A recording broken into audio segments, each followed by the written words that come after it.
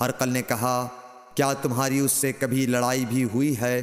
ہم نے کہا کہ ہاں۔ بولا، پھر تمہاری اور اس کی جنگ کا کیا حال ہوتا ہے؟ میں نے کہا، لڑائی ڈول کی طرح ہے، کبھی وہ ہم سے میدان جنگ جیت لیتے ہیں اور کبھی ہم ان سے جیت لیتے ہیں۔ ہرقل نے پوچھا، وہ تمہیں کس بات کا حکم دیتا ہے؟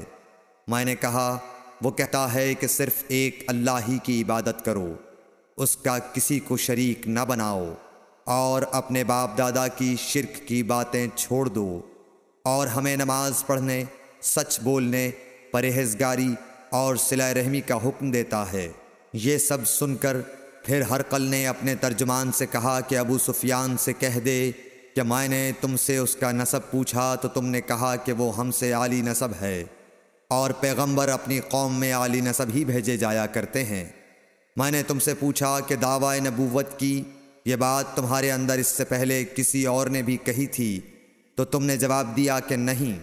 تب میں نے اپنے دل میں کہا کہ اگر یہ بات اس سے پہلے کسی اور نے کہی ہوتی تو میں سمجھتا کہ اس شخص نے بھی اسی بات کی تقلید کی ہے جو پہلے کہی جا چکی ہے۔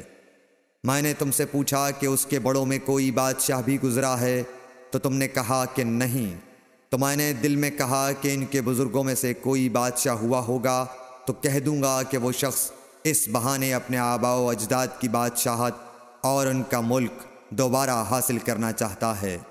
اور میں نے تم سے پوچھا کہ اس بات کے کہنے یعنی پیغمبری کا دعویٰ کرنے سے پہلے تم نے کبھی اس کو دروغ گوئی کا الزام لگایا ہے؟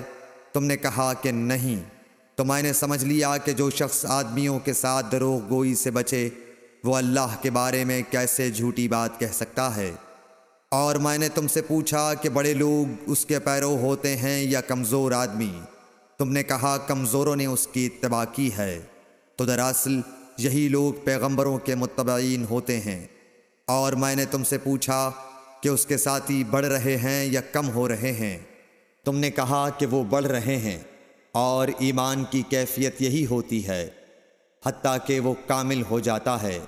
اور میں نے تم سے پوچھا کہ آیا کوئی شخص اس کے دین سے ناخوش ہو کر مرتد بھی ہو جاتا ہے؟ تم نے کہا نہیں۔ تو ایمان کی خاصیت بھی یہی ہے، جن کے دلوں میں اس کی مسرت رچ بس جائے وہ اس سے لوٹا نہیں کرتے۔ اور میں نے تم سے پوچھا کہ آیا وہ کبھی عہد شکنی کرتے ہیں؟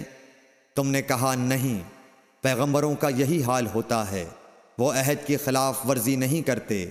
اور میں نے تم سے کہا کہ وہ تم سے کس چیز کے لیے کہتے ہیں؟